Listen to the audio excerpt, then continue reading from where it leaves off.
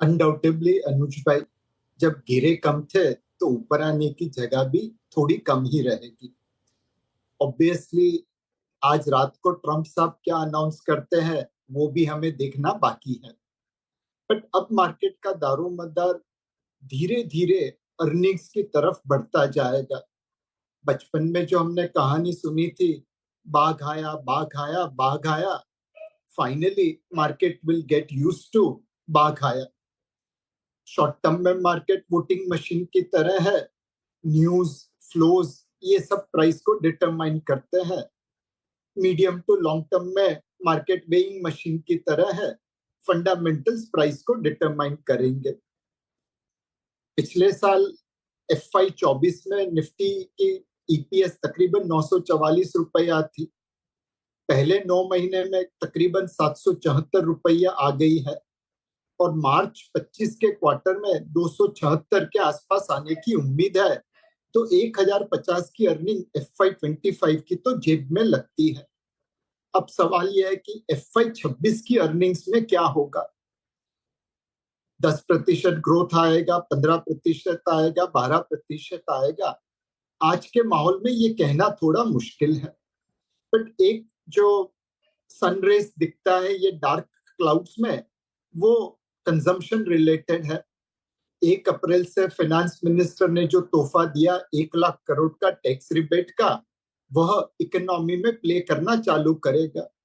अप्रैल महीने में जब सैलरी स्लिप आएगी तो TDS थोड़ा कम कटेगा।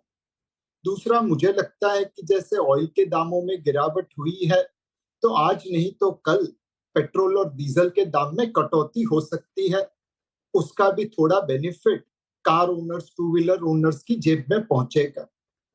तीसरा, RBI ने कुल मिला के 50 बेसिस पॉइंट रेट काटी है तो EMI बर्डन भी थोड़ा कम होगा। $1 ट्रिलियन से ज्यादा की auto, housing, personal loan consumer balance sheet पे है। आधा टक्का ब्याज गिरता है तो पैसा जेब में आता है। और फाइनली अगले साल के अंत में, 2026 के अंत में या 2027 की शुरुआत में, 8th पे कमीशन गवर्नमेंट एम्प्लॉइज की जेब में और पैसा डालेगा। कुल मिला के कंज्यूमर रिलेटेड सेक्टर में एक बढ़ावा दिख सकता है जो निफ्टी 50 की अर्निंग को सपोर्ट कर सकता है। तो अब मार्केट का दारोमदार धीरे धीरे धीरे बाघ आया से अर्निंग्स की तरफ चलने लगेगा। ओके, बिल्कुल। अच्छा, ये प्रशांत जी, अब मैं आपसे एक सवाल पूछता हूँ। आप इतना बड़ा फंड मैनेज करते हैं, आपके पास डोमेस्टिक पैसा भी है, FI का पैसा भी है। ये जो पिछले 2 हफ्ते में हुआ, इसने पूरी उथल पुथल मचा दी। जो सबसे ज़्यादा आउट परफॉर्मिंग सेक्टर था पिछले साल का, वो सबसे बड़ा अंडर परफॉर्मर बन गया। IT, जो सेक्टर चल नहीं रहा था उसने चलना शुरू कर दिया, जैसे FMCG। अब ये वापस यू टर्न मार रहे हैं। तो ऐसे में एज अ फंड मैनेजर आप क्या अप्रोच रख रहे हैं इस मार्केट में? ऐसे में आम तौर पर जो करते हैं वही किया, जो कि कुछ नहीं किया, मोटा मोटा कुछ नहीं किया। क्योंकि ये सब में कुछ पैसा बनाने का आज तक मुझे तो कोई उपाय मिला नहीं है कि ये जो शॉर्ट टर्म फ्लक्चुएशंस या वॉलेटिलिटी होती है उसमें कैसे आप निकाल सको। और आई डोंट थिंक किसी और के पास भी कोई ऐसी चीज का फॉर्मूला है। तो इन सब में जो होता है, you have to take a closer look. आपको परीक्षण करना चाहिए आपके पोर्टफोलियो का कि उसमें कोई ऐसी फैक्टर रिस्क जिसे कहते हैं हम लोग, यानी कोई ऐसा कोई रिस्क है क्या जो कि अगर आउटकम एक तरफ हो या दूसरी तरफ हो उससे भारी नुकसान हो सकता है रिलेटिव टू द बेंचमार्क। क्योंकि आखिर तौर पे सबका परफॉर्मेंस रिलेटिव टू बेंचमार्क ही होता है। तो अगर हमारे पोर्टफोलियो में कुछ ऐसा होता कि हमारे पास बहुत ज्यादा IT सेक्टर होता कंपेयर टू द बेंचमार्क, तो हो सकता है हम रिस्क रिड्यूस करते, बट वैसा नहीं था। और दूसरी तरफ ये भी कहूंगा कि अगर ऐसा होता पोर्टफोलियो में कि जरा भी IT नहीं था तो हम लोग इंक्रीज भी कर लेते।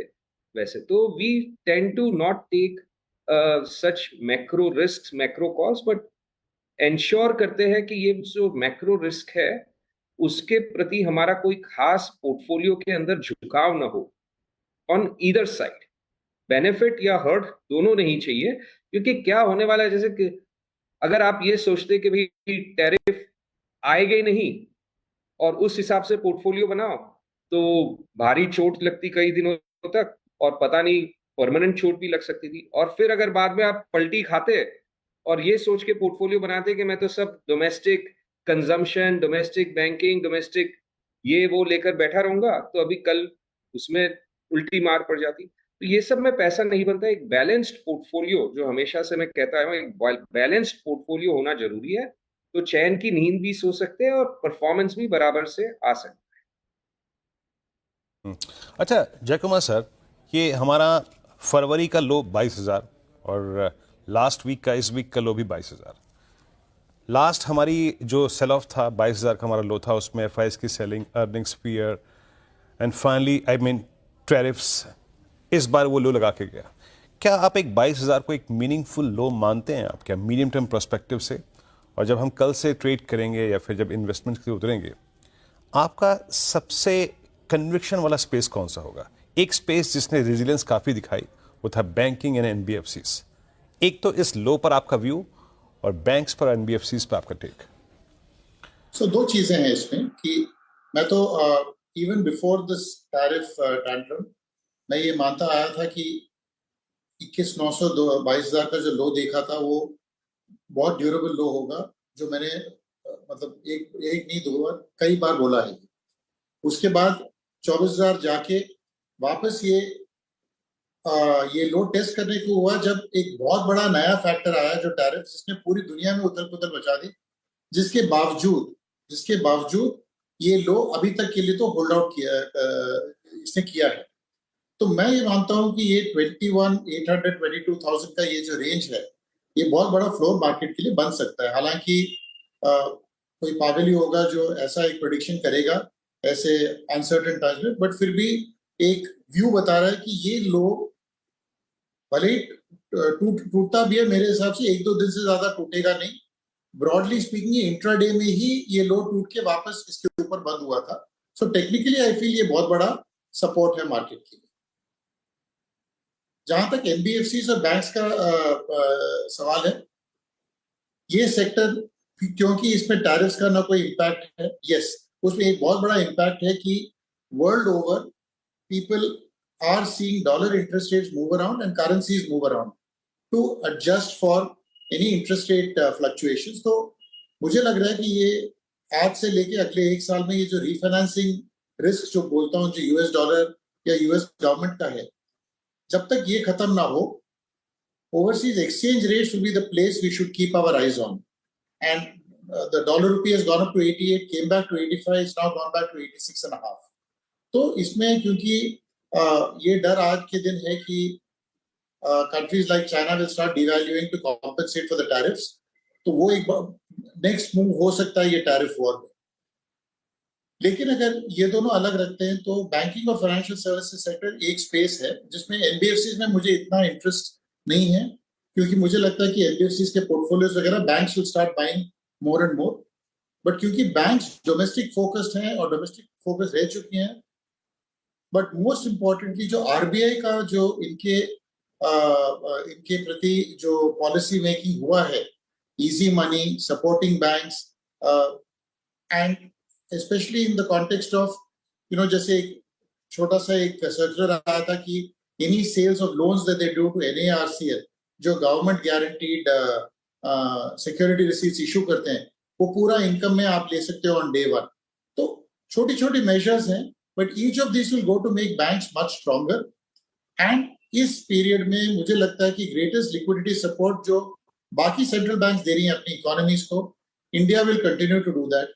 And therefore many of these banking sector stocks, in fact almost all of them, are quoting at historically low valuation multiples. Price to book multiple अगर in the past 4.5 times रह चुका है बेस्ट प्राइवेट सेक्टर बैंक का, वो आज घट के 3-3.25 तक आ चुका है। छोटे प्राइवेट सेक्टर बैंक जो 1.5 टाइम्स बुक पे कोट करते थे, आज 0.7 0.8 में।